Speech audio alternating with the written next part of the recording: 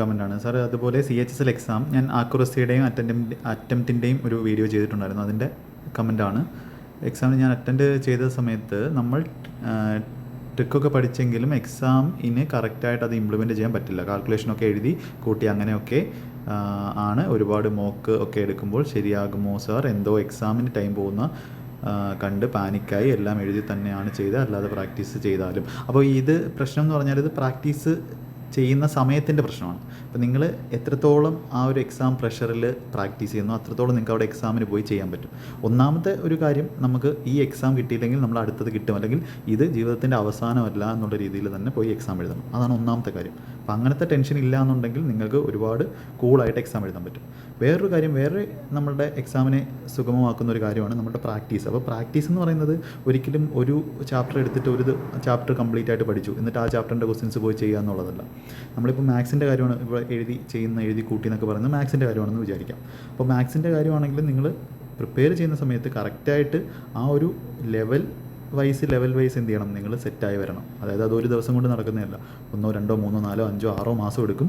അത് സ്റ്റാർട്ടിങ് മുതൽ കൺസിസ്റ്റൻ്റായിട്ട് ചെയ്യുന്ന ഒരാൾക്ക്. ഇപ്പോൾ സ്റ്റാർട്ടിങ്ങിൽ നിങ്ങൾ ഒന്നാമത്തെ ദിവസം പെർസെൻറ്റേജ് പഠിച്ചിട്ട് ഇപ്പോൾ ഒരു 10 ദിവസം കൊണ്ട് തീർത്തെന്ന് വെച്ചോ, ആദ്യത്തെ 10 ദിവസം കൊണ്ട് തീർത്തെന്ന് വെച്ചോ.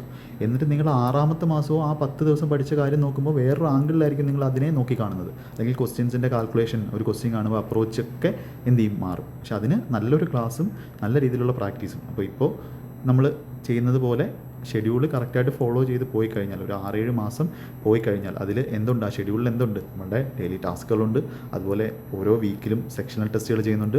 അവസാനമൊക്കെ ആകുമ്പോഴത്തേക്കും നമ്മൾ മിക്സഡ് ആയിട്ടുള്ള മോക്കുകൾ ചെയ്ത് ഒരു ദിവസം 2 മോക്ക് ചെയ്ത് അതിൻ്റെ അനാലിസിസ് സെറ്റാക്കുന്ന രീതിയിൽ നമ്മൾ വളരും. പക്ഷെ അങ്ങനെ ആ ഒരു ഗ്രാജുവലായിട്ടുള്ള ഇമ്പ്രൂവ്മെൻറ്റ് കൊണ്ടുവന്നാൽ നിങ്ങൾക്ക് എക്സാം ഹാളിലുള്ള പ്രഷർ നിർത്താൻ പറ്റും.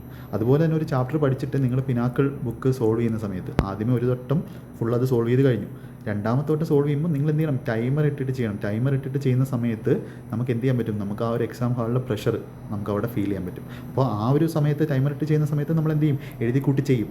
2ാമത്തെ തൊട്ട് ടൈമർ ഇടുമ്പോഴും നമ്മൾ എഴുതി കൂട്ടി ചെയ്യും. അപ്പോൾ എന്ത് ചെയ്യണം, നമ്മൾ ട്രൈ ചെയ്യണം എഴുതി കൂട്ടി ചെയ്യുന്നത് കുറച്ച് മൈൻഡിലൊക്കെ പ്രോസസ് ചെയ്ത് ചെയ്യാനുള്ള ആ ഒരു എന്ത് ചെയ്യണം, പ്രാക്ടീസ് കൊണ്ടുവരണം. അങ്ങനെ കൊണ്ടുവന്ന് എന്ത് ചെയ്യാൻ പറ്റും, നിങ്ങൾക്ക് ഓവർ ദ ടൈം അത് മോക്ക് ടെസ്റ്റിൽ ഇംപ്ലിമെൻറ്റ് ചെയ്യാൻ പറ്റും, അത് എക്സാമിനും പോയി ഇംപ്ലിമെൻറ്റ് ചെയ്യാൻ പറ്റും. ഒരു ദിവസം കൊണ്ട് നടക്കുന്ന കാര്യമല്ല, ഒരുപാട് പ്രാക്ടീസ് വേണം. അപ്പോൾ കറക്റ്റായിട്ട് എന്നും ചെയ്യാനുള്ള കാര്യം കറക്റ്റായിട്ട് ചെയ്യുന്നു എന്ന് ഉറപ്പുവരുത്തുക.